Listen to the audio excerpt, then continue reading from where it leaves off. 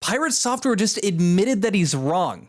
And he has no idea. This is Editor Connor letting you know that this was pulled from a live stream if you can't tell already. And I'm just giving you a heads up because usually when I end up live streaming, I get really amped up and very excitable. And it's very clear that I do. And I do worry that in these moments, I kind of lose my ability to stay as level-headed as I usually do if I'm recording and taking my time for it. So if you notice a bit more of that leniency, that's why. And I just want you to know it going in so that you take what I'm saying with a bit more of a grain of salt because I think that you should. And of course, in the last 10 seconds, if you're new here, end up enjoying the video, consider subscribing. We hit our end of year milestone 60,000, so I guess I'm going to shoot for 70,000 now. But thank you very much, and I hope you enjoy the video. Brief little introduction. I'm sure you guys are going to recognize this. You saw it in my previous videos if you've seen those. This bad boy right here. Specifically, we need to be taking a look at this right here. So Mr. Daniel's blog. Pirate included this on the bottom. Now, I distinctly, in a previous live stream, I had looked at this and it was like, you know, I didn't cover it fully in detail. I was like, I don't have the brain power. I'm going to check back on it later. Well, someone did some digging. Someone did that digging and I completely forgot about this and they made a very interesting discovery. So Pirate Software, we could all assume, yes, chat, we can go nod our heads, yes, that if he's including this with the lines, and for those that don't understand why I put out the videos in the first place, you might want to give this a read. We could assume that he's co-signing on this shit, right? That'll be important later. Let's get back to where we're going here. So this is the gentleman, Harmful Opinions. This man did some research and this man found something very interesting in regard to Daniel's blog and some of Pirate Software's previous very public admissions about how he views the Stop Killing Games initiative. So I went ahead and went through and timestamped some of the clips that he shows about Pirate Software. So let's just go ahead and jump to some of those because it tells a very interesting story. And by the way, again, this opinion that I'm having, this thing that I'm showing you guys, this is not original to me. Harmful Opinions figured this out. Highly recommend you check his detailed thing about it, but I want to go through this with you guys as well. I don't want the government telling indies that they have to have their live service game stay online forever. I don't want that. Nobody wants. Well, I mean, they weren't going to stay online forever. We understand this. Stop Killing Games initiative. Yes. That's that. But when you're talking about a legal setting to force people to do this, you're generally moving in that direction. He also brings up Vietnam, which was a bit jarring. You want the government to get involved in video games? Vietnam is now a cautionary tale for leave government out of games, please. Now, believe it or not, just so we're all on the same page, he is not talking about the vicious proxy war between North and South Vietnam that the US and Russia engaged in, during that terrible time, the Vietnam War, that we somehow took the W in.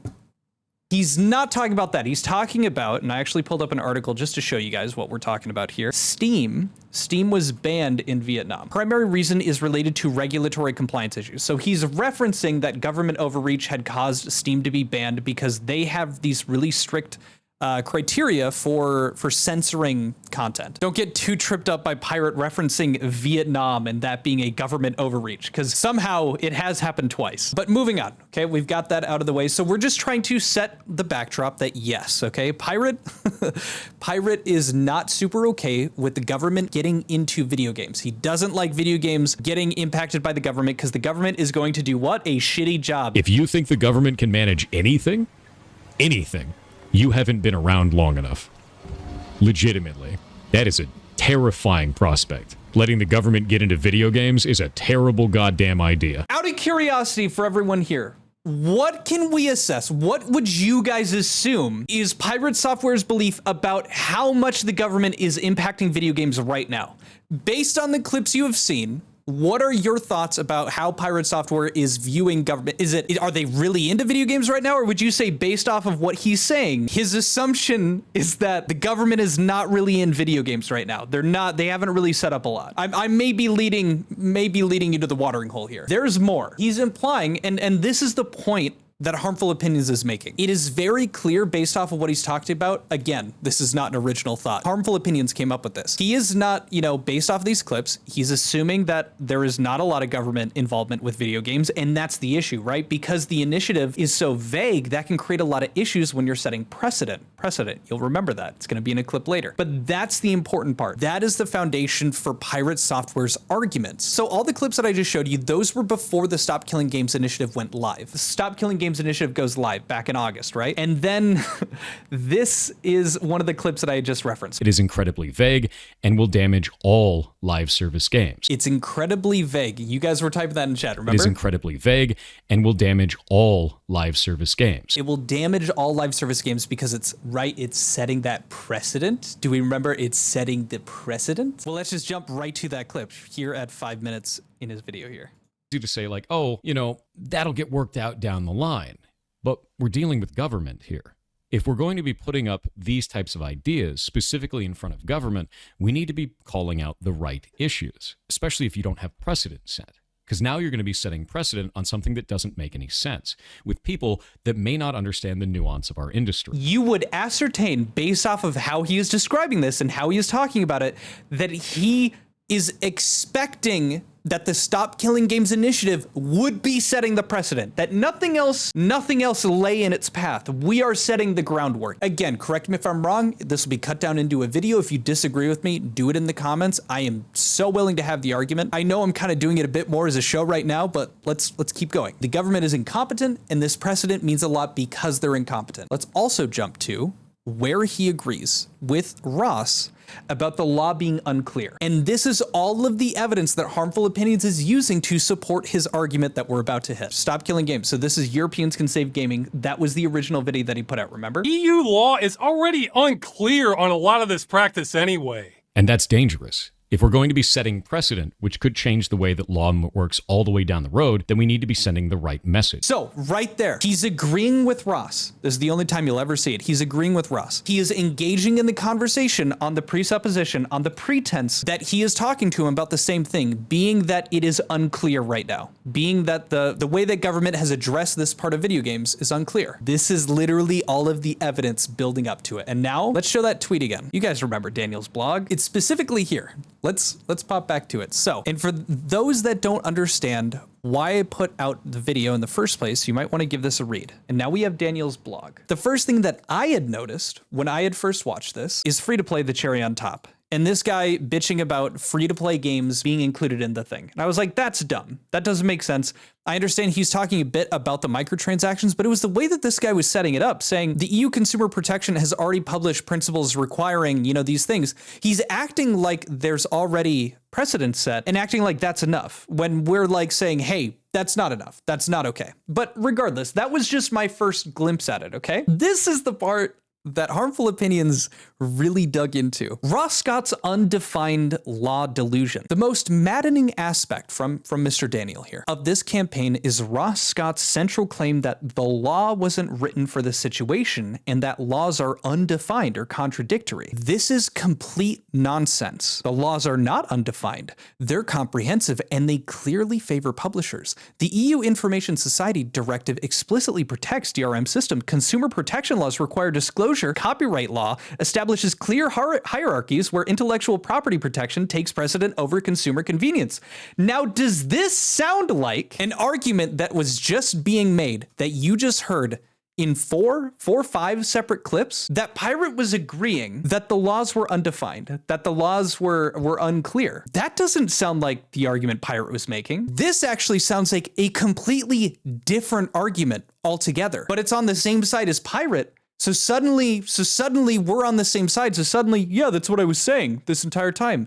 No, it wasn't. This man posts a blog that is making an opposite argument, that is calling the argument that Pirate was making delusion. The one thing that Pirate agrees with Ross on, talking about how unclear the laws are, is referred to as delusion in a blog post that Pirate put out on his own Twitter to direct people to his perspective on the movement. I didn't read it. At least I said I didn't read it. At least I didn't co-sign a blog post that contradicts, I would argue, one of the central points of an argument that I have. Like Harmful Opinions, like he covers it. He's like, yeah, you look a bit silly. He's making fun of people because they're not reading things. He's like arguing with people with like coding Jesus and making fun of them in his Discord. There's actually a little bit more that we're going to look over here too, but it's not just this. Scott's argument boils down to traditional expectations are that games last indefinitely. which is legally irrelevant. Consumer expectations don't override explicit contractual terms that meet disclosure requirements. Scott is arguing and created an initiative to push back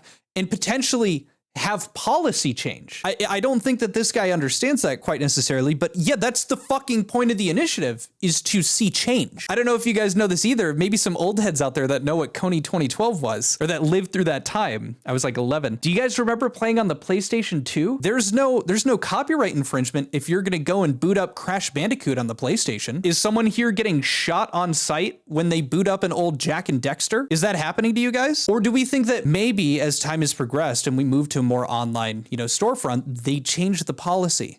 They made it so that you could grab a copyright license for something and only have to use it for 10 years because you could get away with shutting down your game and losing that opportunity as a consumer to be able to keep that product.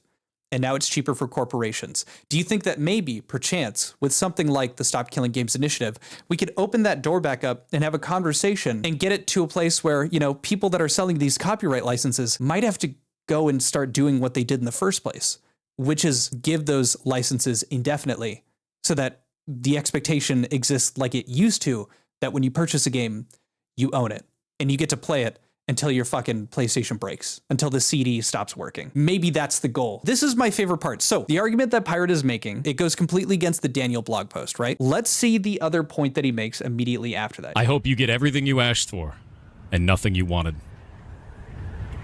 Enjoy your genie, dude. Government's going to want to talk to you about it now. Government's going to want to talk to you about it now. This is the same day that he posts and references Daniel's blog. The government's going to want to talk to you, except the other side of the coin, the blog that he posted, is someone going into vicious detail that there's already been precedent set, that it's already done. So Pirate's like, oh, the government's going to want to talk to you. The argument that's being made in the blog is that there won't even be a conversation because there's already policy in place that is essentially gridlocking us from doing anything further. If you want to have the argument, that's totally fine. But to have that up on your Twitter as oh, this is why, and that contradicts even what you're saying in the same day? What? Maybe I'm reading it wrong. That doesn't make sense. That's what was probably the most frustrating for me after watches, holy shit. Yeah. Literally blatantly contradicting himself. This is the last part of this story. The last part of this comes from some clips and screenshots that were taken at the end. So technically this is alleged.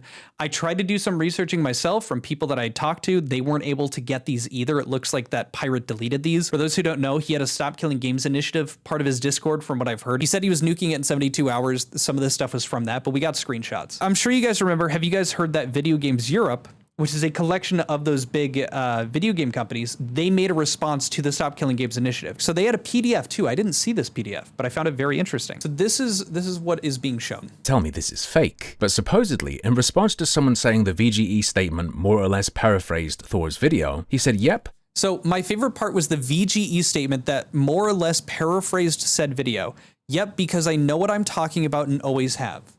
Okay, let's take a look at what the Video Game Europe, what it opens up with. This is that PDF, okay? Remember, because he's never been wrong, right? Well, let's take a look. So this is the first part that we're talking about, player safety. So this is the issue that Video Game Europe has, right? You guys ready for this? So we remember Pirate Software, right? His issue is that government getting into this bad. Government doesn't know what they're doing bad, okay? We don't want government in our video games. Just gonna read you the first part. So this is player safety. So these are the issues that they have with the Stop Killing Games initiative. Reduced or no player protection. Requiring games to run on private servers would result in the inability for game companies to continue to protect players from illegal or harmful content or conduct, as their moderation and player safety teams would no longer be involved. In particular, cheating could become rampant without proper enforcement.